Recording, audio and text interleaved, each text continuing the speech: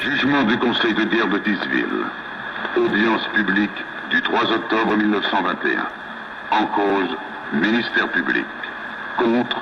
Kibangu et consorts. Vu par le Conseil de guerre siégeant à Tisville, région soumise au régime militaire mitigé par ordonnance numéro 89 en date du 12 août 1921, du vice-gouverneur général de la province du Congo-Kassai, la procédure à charge des prévenus Kibangu Simon, Mandobé,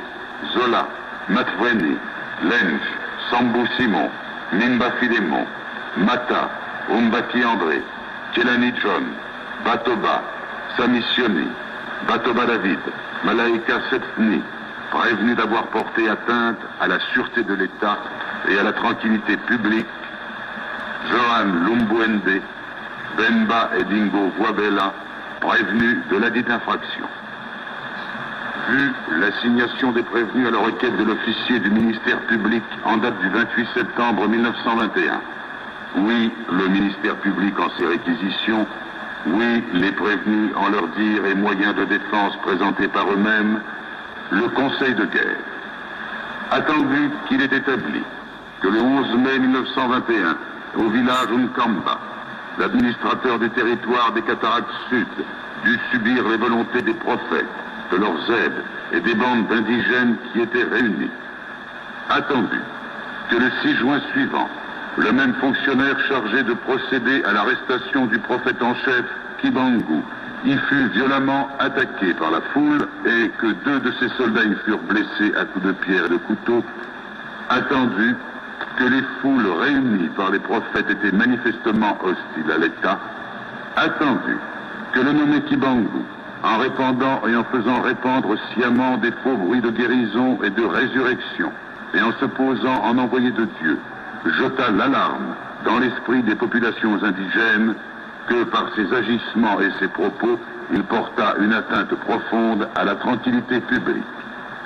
Attendu que Kibangu est parvenu en expliquant et en faisant expliquer le texte de la Bible à sa façon par ses aides et adeptes, a imposé ses volontés aux populations, qu'il a affirmé son prestige, comme il a déjà été dit, en répandant et en faisant répandre toujours par ses aides des faux bruits de miracles, en tenant des séances d'hommes et d'envoyés de Dieu dans son village et ailleurs,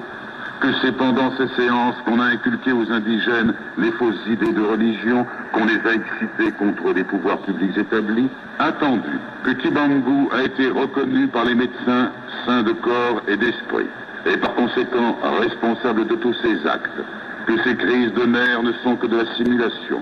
qu'il se peut que quelques cas de maladies nerveuses aient été guéris par suggestion, mais que le prévenu en a profité pour tromper la bonne foi de la masse destinée à servir d'instrument inconscient à ses fins, que le but poursuivi était celui de détruire l'autorité de l'État. Attendu qu'il demeure établi que par ses actes, propos, agissements, écrits, chants et son histoire dictée par lui-même, Simon Kibangu s'est érigé en rédempteur et sauveur de la race noire en désignant le blanc comme l'ennemi, en l'appelant l'ennemi abominable. Attendu qu'il est établi par les faits que Kibangu, malgré la défense de l'autorité, a continué et persévéré dans son travail en faisant croire qu'un nouveau Dieu allait venir, que ce Dieu était plus puissant que l'État même, que ce Dieu était représenté par lui, Kibangu Mfumu Simon, Mvuluzi, qu'un temple nouveau, église nationale noire, allait être fondé. Attendu que la secte des prophètes doit être considérée, organisée pour porter atteinte à la sûreté de l'État, secte cachée sous le voile d'une nouvelle religion, mais tendant à démolir le régime actuel, que la religion n'est qu'un moyen pour exciter et exalter la croyance des populations, que les foules impressionnées et poussées par la force du fanatisme doivent souvent servir d'instrument pour atteindre le but final. Attendu qu'il résulte des rapports officiels, des correspondances échangées entre Noirs, des renseignements reçus, que les Blancs sont l'objet d'une haine profonde de la part des adeptes de Kibangu, que cette haine s'est infiltrée et s'est répandue avec une rapidité alarmante parmi les indigènes, qu'il est indéniable que la doctrine de Kibangu a été cause d'une grève manquée d'abstention au travail d'un grand nombre de travailleurs. Attendu que les moyens de persuasion ont été interprétés par les natifs, les prophètes et les adeptes comme de la faiblesse, de l'impuissance de l'État contre la force spirituelle, magique, divine du thaumaturge, que s'il est vrai que l'hostilité contre les pouvoirs établis a été manifestée jusqu'à présent par des chants séditieux, injures, outrages et quelques rébellions isolées, il est pourtant vrai que la marche des événements pourrait fatalement conduire à la grande révolte,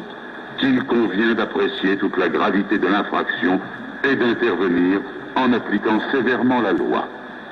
Attendu que la nommée Mondombe, jeune fille sans expérience, suggestionnée par les simagrées du grand prophète,